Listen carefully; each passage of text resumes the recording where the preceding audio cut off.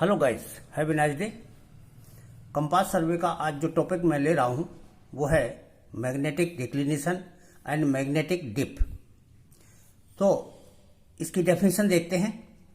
पहले magnetic declination, जिसे कि चुंबकीय दिक्पात कहते हैं। This is an horizontal angle between two meridian and magnetic meridian. It is called magnetic declination. इसको फिगर के द्वारा समझिए, डेफिनेशन का मतलब क्या है। यहाँ पर ये बीच में ट्रू मेरिडियन दर्शाया हुआ है और ये मैग्नेटिक मेरिडियन की पोजीशन है किसी भी समय पर।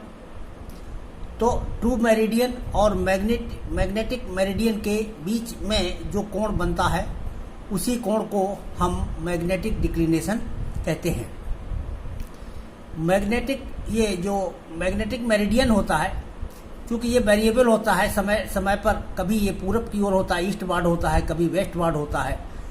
जब ये ईस्टवार्ड है उस समय जो कोण की वैल्यू है ये हमारी पॉजिटिव कहलाती है, पॉजिटिव लिखी जाती है। और ये ईस्टवार्ड भी कह सकते हैं अथवा इसको पॉजिटिव चिन्ह देते हैं, धनात्मक। और इसी तरह से जब मैग्नेटिक मेरिडियन हमारा टू मेरिडियन के पश्चिम की दिशा में होता है, वेस्टवार्ड होता है, तब इसको हम निगेटिव बोलते हैं। और ये कोण हमारा टू मेरिडियन से मैग्नेटिक मेरिडियन के बीच में पश्चिम की दिशा में नापा गया कोण होता है। तो इस तरह से जब कोण ये हमारा पश्चिम दिशा में नापा जाए टू मेरिडियन से, कोण हमेशा टू मेरिडियन से ही नापा जाएगा। तो टू मेरिडियन से नापा गया कोण अगर पश्चिम दिशा में है तो ये नेगेटिव है, यानी वेस्टवार्ड है। और अगर पूर्व दिशा में नापा गया है, ईस्टवार्ड है, तो ये पॉजिटिव कहलाता है। तो इस तरह से ये हमारी मैग्नेटिक डिक्लिनेशन की जो है ये डेफिनेशन है। तो मैग्नेटिक डिक्लिनेशन के साथ इसमें देख लें, एक रिलेशन होता है true meridian is equal to magnetic meridian plus minus magnetic declination. तो इसका सीधा सीधा वही अर्थ है कि जब ये इधर है तो प्लस में, इधर है तो माइनस में है। अब यहाँ पर देखिए कुछ दो पद और हैं जिनकी डेफिनेशन यहाँ पर दी जा, इसका कंसेप्ट समझ लें, इनका मतलब क्या है। एक शब्द है एगोनिक लाइंस। एगोनिक लाइंस इसको हिंदी में कह सकते हैं शून्य दिक्पात रेखा, यानी ऐसी रेखा जिस रेखा पर स्थित प्रत्येक बिंदु का दिक्पात यानी जो है डिक्लिनेशन ये हमारा जीरो हो। तो imaginary line joining the points of zero magnetic declination, यानी शून्य चुंबकीय दिक्पात वाले बिंदुओं को मिलाने वाली एक काल्पनिक रेखा जो है यही हमारी एगोनिक लाइन कहलाती है। दूसरा एक शब्द है आइसोगोनिक लाइंस। आइसोगोनिक लाइंस का जो हिंदी अर्थ है वो सम दिक्पाती रेखा है, यानी ऐसी रेखा जिसके प्रत्येक बिंदु पर दिक्पात की वैल्यू जो है समान होती है, यानी डिक्लिनेशन की वैल्यू जो है सेम रहती है। तो इसकी डेफिनेशन देख लें, imaginary line joining the points of same magnetic declination, यानी समान चुंबकीय दिक्पात वाले बिंदुओं को मिलाने वाली काल्पनिक रेखा ही जो है आइसोगोनिक लाइन कहलाती है। तो इस तरह से ये आइसोगोनिक लाइन और एगोनिक लाइन के ये मीनिंग है। इसके बाद का टॉपिक है वेरिएशन इन डिक्लिनेशन, दिक्पात विचरण इसको कह सकते हैं। तो दिक्पात की जो वैल्यू है, यानी ये कोण की जो वैल्यू है, इसमें परिवर्तन होते रहते हैं समय के साथ, ऋतुओं के साथ। तो कितने प्रकार के इसमें परिवर्तन होते हैं उनका यहाँ पर उल्लेख किया गया है। तो इन परिवर्तन के बारे में देखते हैं। ये 4 तरह के परिवर्तन हैं। पहला जो परिवर्तन है वो ड्यूरनल ऑब्लिक डेली वेरिएशन, इसे दैनिक विचरण कहा जाता है। यानी प्रतिदिन इस कोण में जो परिवर्तन होता है वो ड्यूरनल ऑब्लिक डेली वेरिएशन कहलाते हैं। अब ये हमारे वेरिएशन किस कारण से होते हैं। पृथ्वी हमारी अपनी धुरी के ऊपर चक्कर लगाती है, इसी कारण से ये परिवर्तन आता है। ये ध्रुव पर इसका मान अधिक होता है और विषुवत रेखा पर इसका मान कम होता है। More at pole and less at equator, और इसका वैल्यू जो है दिन में अधिक होती है और रात में कम होती है। इसी के साथ साथ समर सीजन में इसकी वैल्यू ज़्यादा होती है और विंटर सीजन में इसकी वैल्यू कम होती है। और इस वेरिएशन का मान जो है 1/12 मिनट तक ही सीमित रहता है, यानी इसी के रेंज में रहता है, इससे ज़्यादा मान इसका नहीं होता। तो ये हमारा डेली वेरिएशन है। डेली वेरिएशन के बाद देखिए एनुअल वेरिएशन आता है। एनुअल वेरिएशन मतलब यानी इसको कह सकते हैं वार्षिक विचरण है ये, यानी एक साल में होने वाला परिवर्तन है।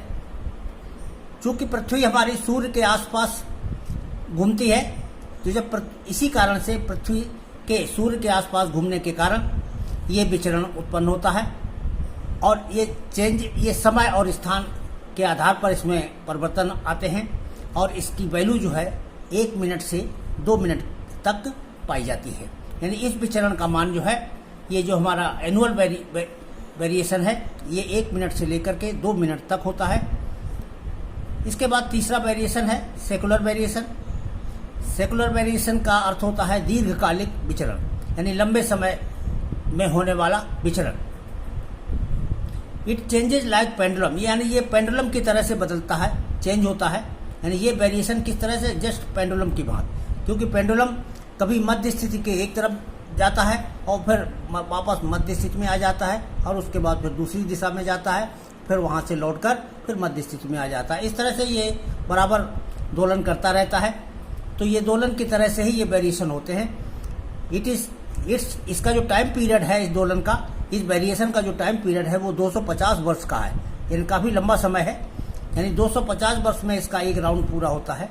और 250 साल में होता क्या है, आधे समय तक ये पश्चिम दिशा में रहता है वेरिएशन, और इसके बाद फिर पश्चिम दिशा में बढ़ता जाता है एंगल की वैल्यू, और मैक्सिमम पर पहुंचने के बाद फिर घटना शुरू हो जाती है और मध्य स्थिति में आ जाती है। फिर इसके बाद आधे समय तक ये पूर्व की दिशा में कोण का मान बढ़ता चला जाता है, यानी डिक्लिनेशन बढ़ता चला जाता है, और फिर मैक्सिमम पर पहुंचने के बाद वापस धीरे धीरे लौटते हुए ये शून्य पर आ जाता है। तो इस तरीके से इसमें ये वेरिएशन होते हैं।